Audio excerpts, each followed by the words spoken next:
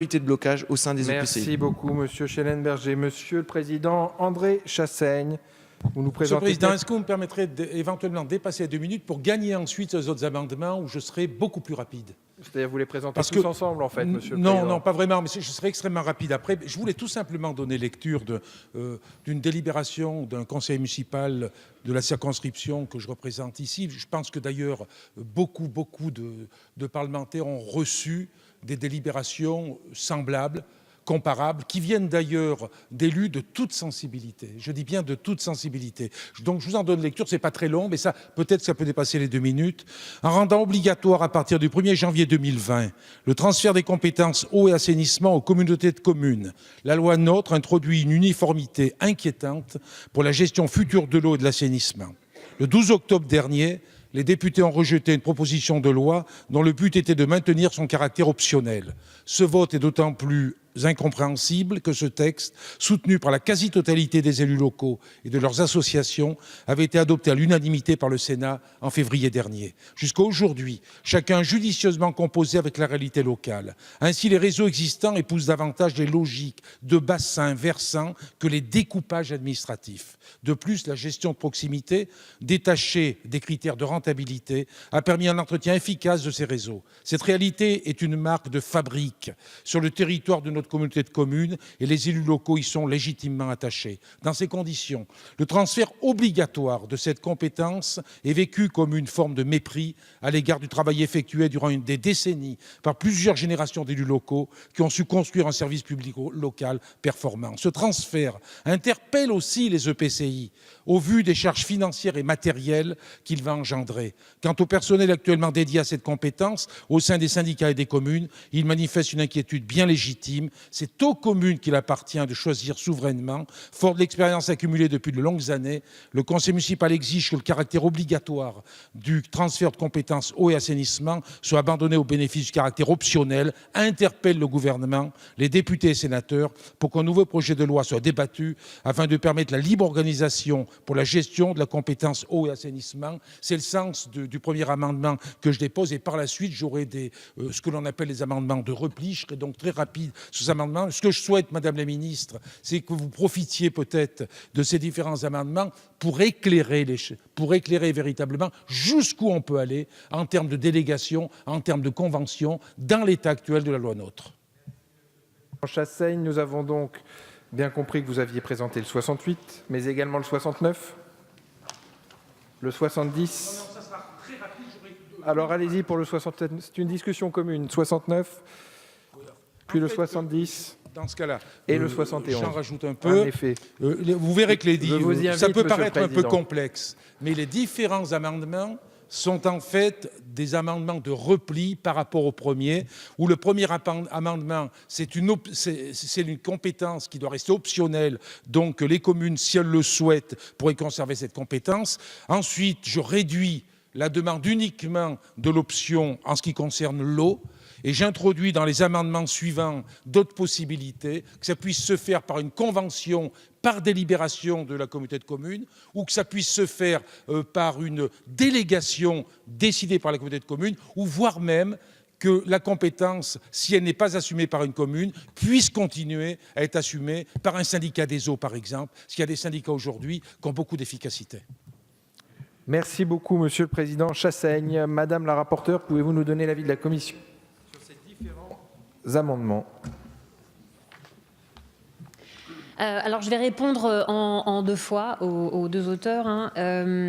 Donc, en fait, comme vous l'avez indiqué, mettre en place la minorité de blocage pour le transfert des compétences eau et assainissement aux intercommunalités. Bien évidemment, comme vous l'avez indiqué, vous faites référence aux annonces du Premier ministre pendant le Congrès des maires. Donc, je note que vous êtes d'accord avec cette proposition. Pour autant, dans le cadre qui nous réunit aujourd'hui, je n'y suis pas favorable.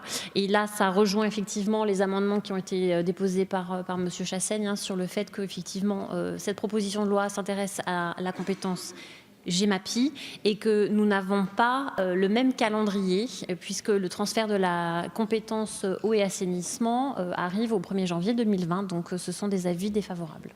Merci beaucoup, Madame la rapporteure. Madame la Ministre, pouvez-vous nous donner la position du gouvernement? Alors, je vais recommencer.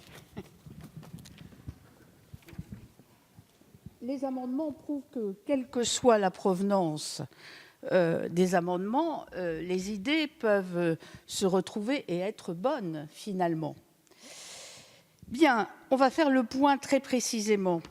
Ni mépris, ni quoi que ce soit, ni mépris, mais respect, bien sûr, pour les élus.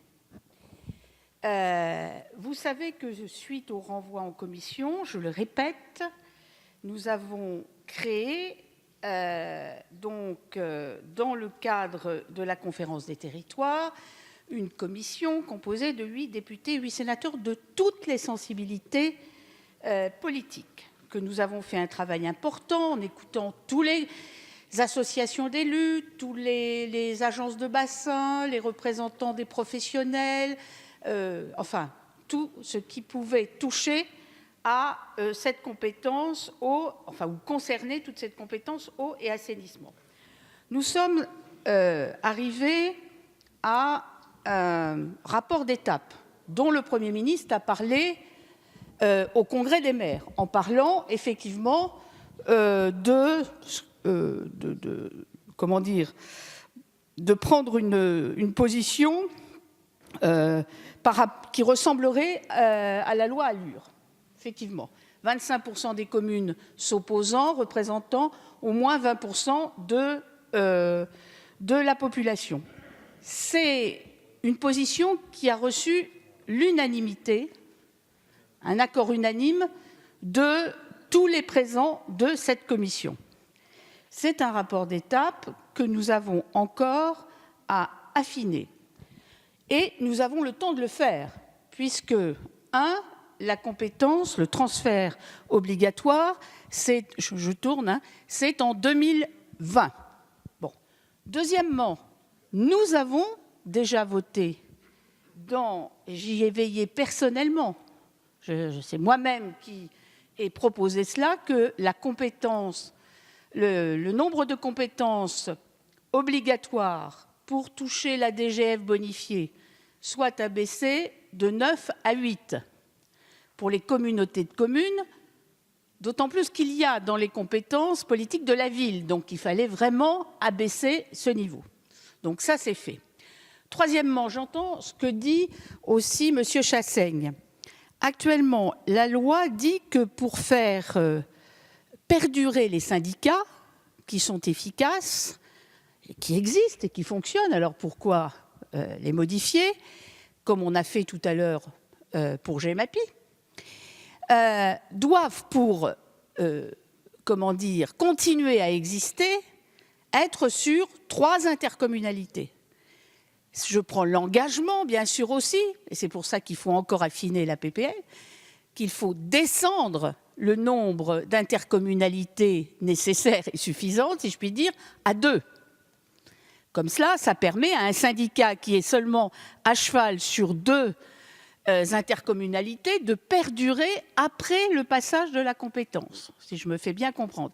Et ça se légitime d'autant plus que les intercommunalités se sont agrandies d'une manière générale. Donc, on ne voit pas pourquoi il en faut 3. S'il y a 2 grandes intercommunalités et qu'il y a un syndicat, tout va très bien.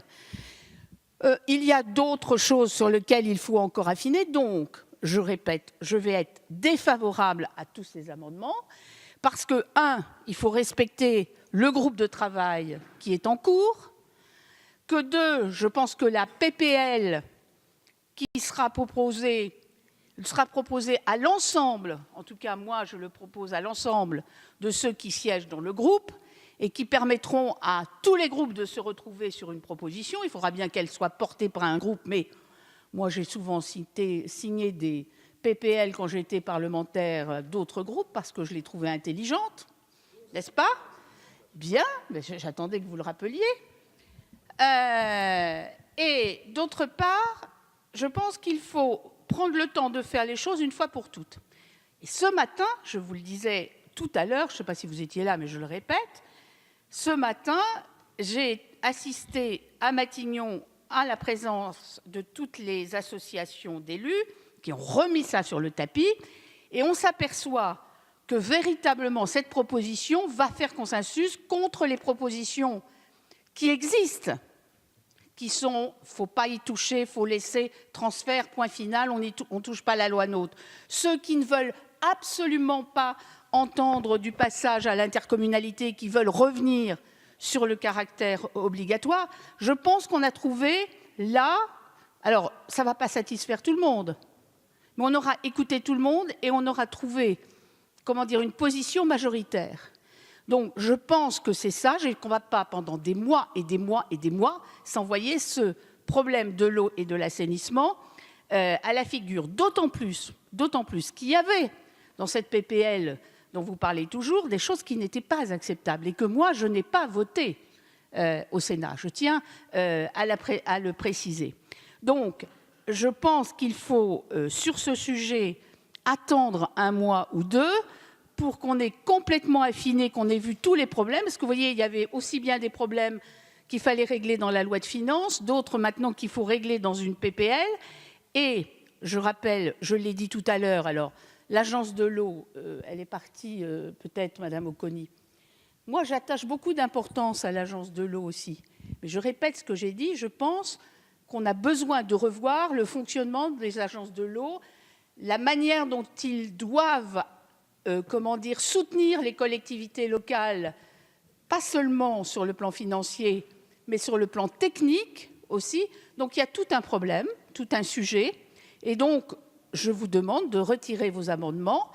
J'espère que j'ai été assez explicite pour que vous compreniez que nous avons l'intention, bien sûr, d'aller au bout de la démarche dans le respect du groupe de travail, dans le respect de tous les élus qui demandent à ce qu'on assouplisse le transfert de l'eau et de l'assainissement. Merci beaucoup, Madame la Ministre. Monsieur Schellenberger, vous souhaitez réagir, puis nous passerons au vote sur les... Alors, Monsieur Chassaigne ensuite aura rapidement la parole, puis nous passerons au vote sur ces différents amendements. Merci, Madame la Ministre, pour cette explication longue et précise, qui ne calme pas ma colère, au contraire, qui l'accentue. Parce que finalement, ce que vous nous avez décrit là, c'est que vous nous demandez de respecter davantage le travail d'un groupe de travail, certes respectable, que le travail de notre Assemblée. Parce que je veux quand même rappeler ce qui s'est passé, c'est que le 12 octobre, vous avez demandé à votre majorité de renvoyer en commission un texte sur lequel on aurait pu travailler depuis longtemps. Et tout ce travail d'audit, d'expertise, d'échange, d'amendement que vous semblez faire avec un groupe de travail, certes, avec différentes sensibilités, avec l'ensemble des sensibilités politiques, nous aurions pu et nous aurions dû le faire dans cette Assemblée autour de la PPL. Parce que c'était le support, parce que c'est comme ça qu'on fait la loi. Et on ne prive pas du débat public, en séance publique, du débat parlementaire, avec une initiative, parce que temporellement, ça ne colle pas tout à fait au calendrier du gouvernement. Les parlementaires ont considéré que ce sujet était suffisamment important pour être mis à l'ordre du jour de l'Assemblée nationale. Vous l'avez bafoué. Et vous essayez aujourd'hui de nous expliquer que les contraintes de calendrier ne sont pas tout à fait celles qu'elles sont, parce que vous avez réduit le nombre de compétences obligatoires pour pouvoir continuer à bénéficier au 1er janvier de la dotation globale de fonctionnement bonifiée pour les communautés de communes et comme d'agglo. Mais il y aura quand même des changements, il y aura quand même des décisions qui seront irréversibles, liées au fait que cette décision n'aura pas été prise avant le 1er janvier 2018. Merci beaucoup, cher collègue. Monsieur le Président Chassaigne. Je voudrais vous remercier, Madame la Ministre, pour la précision de votre réponse. Vous avez apporté donc des explications sur le déroulement qui devrait permettre de faire évoluer la législation actuelle telle qu'elle est sortie de la loi NOTRe. Vous avez d'ailleurs apporté, y compris des réponses à certains amendements qui sont dans l'alias que j'ai déposé. Je crois que par correction par rapport au travail qui est en cours, pour ma part, je vais retirer les amendements parce que je ne suis pas ici pour faire des effets de manche. Vraiment, je ne suis pas ici pour faire des effets de manche. Ce que je pense, c'est qu'il faudra effectivement se remettre au travail sur le projet de loi peut-être. Ça sera un projet de loi qui sera déposé où nous aurons l'occasion de retravailler en commission, de nous exprimer sur le contenu du projet de loi. Ce qui est essentiel, c'est que les décisions puissent être prises avant la date butoir du 1er janvier 2020. En fait, c'est ça, hein, puisque le transfert doit se faire à cette occasion-là. C'est pas comme pour la GEMAPI. Hein. Mais vraiment, il faut prendre en compte les remontées que l'on a du terrain. Écoutez, je prends acte, en ce qui me concerne, des propos que vous avez tenus et donc je retire les amendements que j'avais déposés.